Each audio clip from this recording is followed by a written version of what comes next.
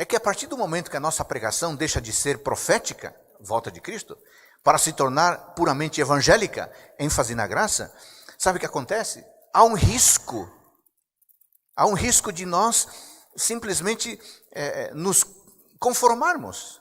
Porque a pregação puramente evangélica, focada na graça, não nos interpela, não nos puxa a orelha, não nos chama a atenção, não nos confronta. E a longo prazo, a tendência é que nós fiquemos com uma religiosidade ou religião ou espiritualidade satisfeita, aguardando que o próximo pregador preencha o nosso coração.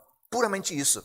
E se alguém resolve falar uma mensagem mais dura um pouco, a gente se amedronta, a gente se assusta, a gente não gosta, porque não faz parte mais da nossa cultura que alguém nos diga como viver. Eu quero que alguém me diga que eu estou bem e que legitime o meu modo de vida. O público, devido a essa cultura de uma pregação puramente evangélica, o público, entre aspas, né, a congregação espera receber mensagem de um Deus legal, um Deus simpático, um Deus relevante, um Deus contemporâneo. Aliás, a palavra relevante é muito importante hoje na igreja. Tudo parece que tem que ser relevante.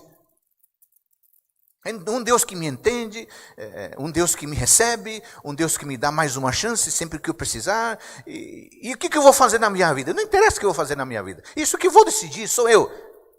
Ou como alguém disse, é questão de foro íntimo.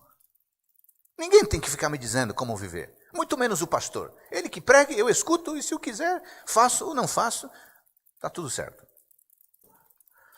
Sabe que em muitos púlpitos nós temos preferido cada vez mais falar de como enfrentar o estresse, como lidar com as preocupações, como salvar o casamento, como enfrentar os nossos medos, como educar os nossos meninos e meninas, qual que é o dever social da igreja. São temas muito importantes, claro que são. São temas necessários.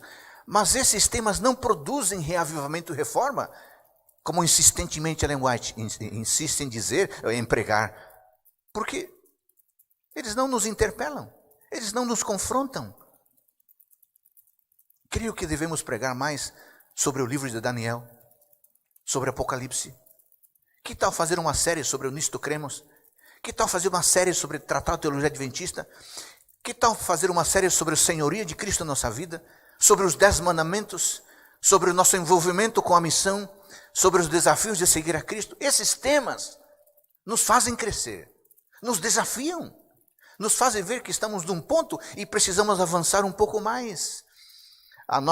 O nosso púlpito, e eu sei que muitos de vocês são pregadores, o nosso púlpito precisa exaltar a igreja, precisa exaltar a Bíblia, vertendo em linguagem clara, em linguagem didática, em linguagem atrativa, aquele Deus que nos convoca, que nos interpela, que nos desafia a viver como Ele quer que vivamos, como autênticos discípulos, preparando-nos para a sua breve vinda. Essa é a essência da nossa identidade. Mas infelizmente, o que acontece, amigos?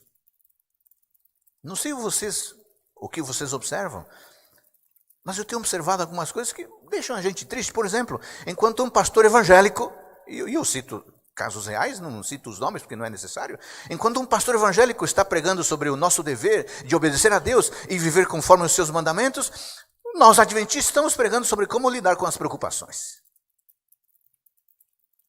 O pastor evangélico está pregando a teologia adventista, e o pastor adventista está pregando a teologia evangélica. Enquanto o pastor presbiteriano está pregando para os jovens, num retiro, uma série tremenda de sermões sobre o culto, sobre a adoração e a liturgia bíblica a Deus, baseado em Malaquias, um pastor adventista está pregando no retiro para jovens uma série de sermões sobre como arrumar casamento, como encontrar a profissão dos sonhos e como ser feliz. O pastor presbiteriano está pregando a teologia adventista e o pastor adventista está pregando a teologia social.